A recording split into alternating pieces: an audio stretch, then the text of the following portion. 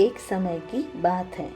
श्यामपुर नाम के एक गांव में टप्पू नाम का एक लड़का था जो बहुत गरीब था और उसका मन पढ़ाई और लिखाई में बिल्कुल नहीं लगता था। वह सिर्फ एक चीज में माहिर था। वो था दिन भर खेलना और कूदना और फालतू समय बर्बाद करना। वह दिन भर अपने मोहल्ले के लड़कों के साथ खेलता रहता था। उसने अपना बचपन ऐसे ही बिता दिया। समय के साथ वह बड़ा हुआ, लेकिन उसकी आदतें वैसी की वैसी ही थी। टप्पू की इन्हीं हरकतों की वजह से उसकी माँ उससे बहुत परेशान हो चुकी थी। वह चाहती थी कि उसका बेटा अब बड़ा हो गया और उसे काम धाम करना चाहिए ताकि उनके घर का खर्चा अच्छे से चल सके।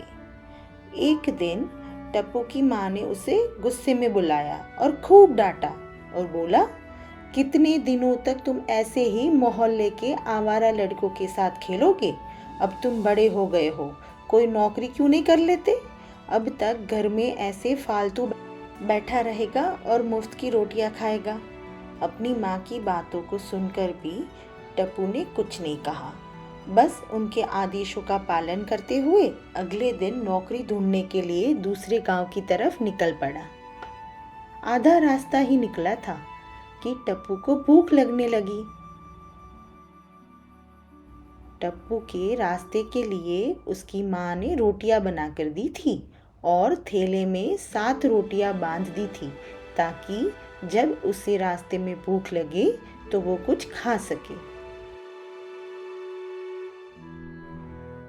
वह एक कुएं के पास रुका और अपने थैले से रोटियां निकालकर खाने के लिए बैठ गया। माँ द्वारा दी गई 7 रोटियों को देखकर वह कहने लगा, 1 खाऊं, 2 खाऊं, 3 खाऊं कि पूरी 7 खाऊं? संयोग की बात ये थी, जिस कुएं के पास वो बैठा था उसमें 7 परियां रहती थी। टप्पू की खाने की बातों को सुनकर परियां घबरा गई।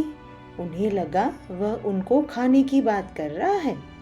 डर की वजह से सभी 7 परियां कुएं से बाहर आ गई और टप्पू के आगे हाथ जोड़कर विनती करने लगी कि उन्हें बख्श दिया जाए और खाया नहीं जाए। परियां टप्पू से बोली, हमें मत खाओ, हम तुम्हें एक जादुई घड़ा देंगे, उससे तुम्हें जो इच्छा हो वो मांग सकते हो, तुम्हारी हर ख्वाहिश पूरी होगी। टप्पू खुश हो गया और परियों से वह जादुई घड़ा लेकर अपने घर वापस लौट गया। परियों की सारी बातें उसने अपनी माँ को भी बताई। माँ टप्पू की बातें सुनकर हैरान हो गई थी। माँ ने सोचा, क्यों न परियों के इस जादुई घड़े को आजमाया जाए। इसी के चलते उसने घड़े से खूब सारे स्वादिष्ट व्यंजनों की मांग की और इतना कहते ही वहां पर कई तरह के व्यंजन थालियों में लग गए। उस रात दोनों माँ बेटे ने पेट भरकर खाना खाया।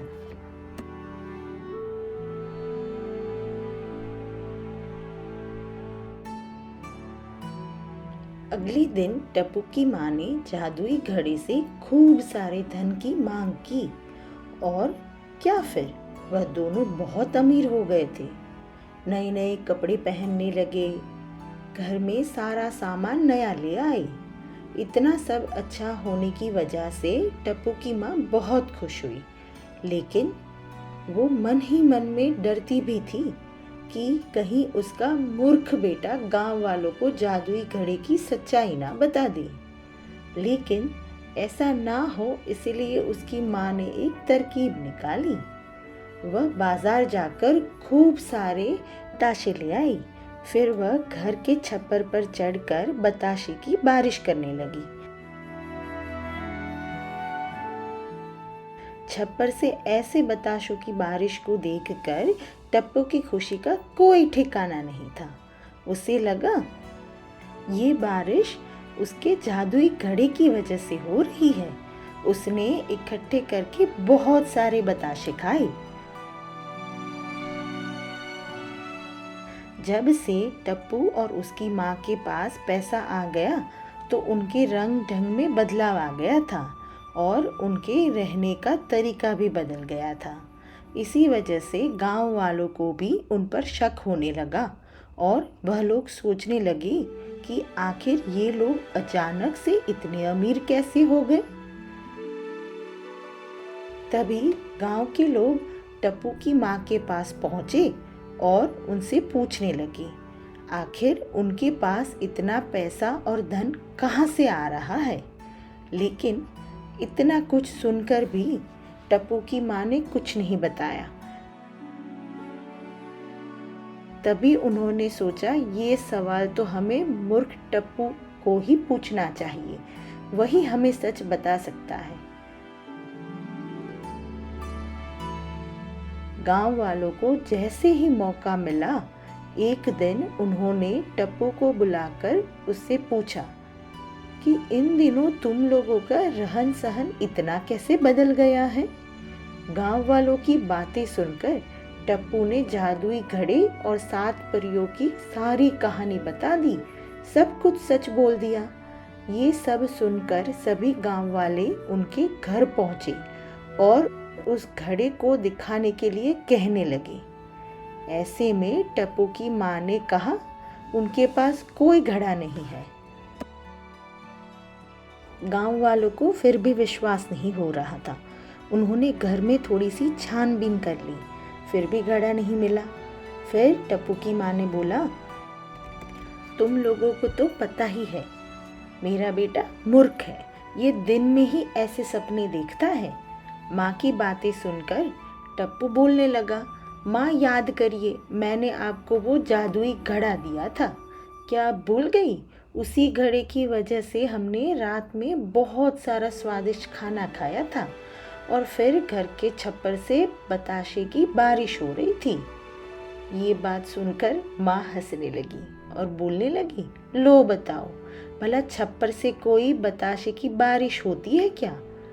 अब तो गांव वालों को भी ऐसा लगने लगा कि टप्पू कोई सपना देख रहा होगा और हमें अपनी खुद की ही कोई झूठी कहानी बनाकर बता रहा होगा और उसकी माँ सच बोल रही है। इसके बाद सब अपने घर वापस लौट गए। 7 परियां और मूर्ख टप्पू की इस कहानी से हमें यह सीख मिलती है कि मूर्ख लोगों की सच्ची बातों पर भी कोई यकीन नहीं करता है। इसीलिए उम्र व ज़रूरत के अनुसार खुद की कमियों को दूर करना चाहिए और होशियारी का हुनर सीखना चाहिए। इस कहानी की नैतिकता ये है कि यदि आप हमेशा से मूर्खता से काम करते आए हैं तो आपकी सच्चाई को लोग गलत ही समझेंगे और आपकी बातों को गंभीरता से नहीं लेंगे। इसीलिए समय के साथ एक परिपक्व व्यक्ति बने ताकि लोग आपकी इज्जत करें।